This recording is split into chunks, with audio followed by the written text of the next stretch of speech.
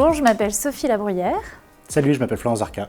Je suis autrice et réalisatrice. Et moi, chef-op et réalisateur. Est-ce que vous voulez nous parler de votre première expérience en tant que réalisateur-réalisatrice ? En fait, on a commencé à faire des films ensemble il y a quelques années sur un projet sur lequel Sophie travaillait qui s'appelait Les Indés Short Sessions. Chaque mois, il y avait un thème et il fallait réaliser une vidéo d'1 minute 30. On se retrouvait pour boire des coups et pour se montrer les films qu'on avait faits. Mais c'était fait avec 3 bouts de ficelle et de carton. Après, on a tous les deux pris un peu des chemins séparés. Un jour, on m'a proposé de réaliser un autre clip que celui-ci. J'ai appelé Sophie, on a bossé ensemble sur ce projet-là.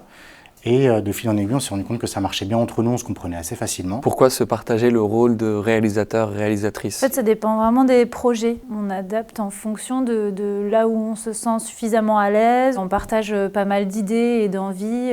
Flo, ça va être plus côté, on va dire, technique, axe de caméra, etc. Et moi, ça va être plus côté direction artistique. En quoi c'est avantageux de co-réaliser ? Ça enrichit le projet, enfin, faut le voir comme ça. Si effectivement ça empiète un peu sur nos idées, vaut mieux pas le faire. Quand il y a un enjeu d'ego, ça peut être un problème. Pour nous, c'est plutôt un avantage de bosser ensemble parce que dès qu'il y en a un qui a un coup de mou, il rebooste l'autre. Dès qu'il y en a un qui a une idée, c'est super, on peut faire comme ci, comme ça. En fait, ça nous détend et ça nous permet d'être beaucoup plus créatifs. Chaque fois qu'on a travaillé ensemble, j'ai trouvé ça d'une fluidité et d'une simplicité. Je pense aussi qu'on sait bien faire des consensus. Et c'est d'ailleurs en général ça qui rend l'idée meilleure. On va avoir parfois nos 2 idées, on en crée une 3e qui nous convient à tous les 2. Comment est-ce que vous rentrez en contact avec des artistes ? On écoute beaucoup de musique, on voit beaucoup de concerts. On a tissé des liens avec des artistes amicaux ou plutôt professionnels amicaux. Ce qui fait qu'en fait, notre nom, il se balade et il se parle un petit peu. Et donc en général, c'est plutôt les artistes qui nous appellent. Voilà, ils ont pensé à nous pour nous faire confiance sur ce projet-là. Comment est née l'idée du clip ? Soviet Suprême, c'est un groupe qui a quand même déjà une très grosse identité visuelle. Et la pochette de leur album, en fait, c'est les deux, Sylvester Stallone et John Lennon, qui sont sur un fond rose. La première contrainte pour nous, c'était en fait de garder cette identité graphique. Il nous fallait un fond coloré avec de la lumière. C'est comme ça qu'on a pensé au studio Wildby. Et puis l'idée, elle est en fait assez simple parce que leurs textes, ils sont très brut, c'est qui complote, les clichés du complotisme, et on essaie de tous les réunir là-dedans et de garder un truc un peu fun et un peu rigolo et de tous les faire, et puis de le rendre un peu ridicule aussi. Et il y avait cette idée aussi de faire une sorte d'émission télé un peu rigolote, et après on échange et on voit ce qui est faisable aussi en fonction du temps, en fonction du budget, etc. Est-ce que vous avez des inspirations particulières en ce qui concerne l'esthétique du clip ? Les Rita Mitsuko.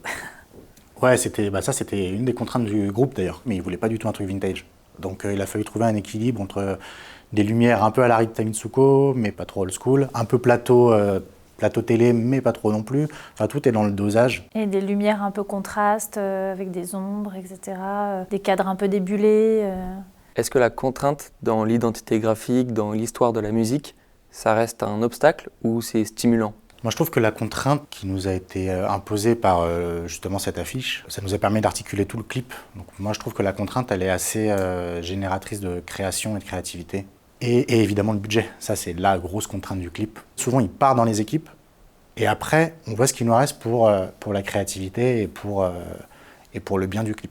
Ouais, donc la débrouille, c'est vrai que ça nous connaît et qu'on sait faire comme ça, mais qu'on tend vers un modèle, on va dire, économique un peu plus vertueux, faire nos heures et vivre de notre métier en fait. Est-ce que vous avez une anecdote particulière à propos de ce clip ? En plein tournage, tu as un des membres du groupe qui dit « Ah non, finalement, le costume, ça va pas, on va changer le costume de 3-4 figurants. » Ah non, mais là, on a déjà 10 minutes de retard sur le planning, comment tu veux, c'est pas possible de changer le... Ils sont assez sans filtre et spontanés. C'est ça aussi le rôle, en fait. Nous, notre rôle, c'est de dire « Bon, non, on va recadrer. Franchement, je pense que c'est pas une bonne idée, on va perdre beaucoup de temps. » Et en général, ils nous écoutent. Comment est-ce que vous avez entendu parler des studios ? J'avais bossé pour un autre projet où justement on avait aussi une contrainte un peu similaire d'avoir des fonds colorés. On a trouvé Wildby sur internet parce qu'il y a ce pont lumière qui permet en fait de mettre un peu les couleurs qu'on veut sur le cyclo. Ça retire une grosse épine du pied parce que ça permet d'avoir des fonds colorés ou des changements de lumière de manière assez facile. J'ai trouvé qu'on était bien accueillis, c'est agréable parce qu'il y a de l'espace et donc on peut être concentré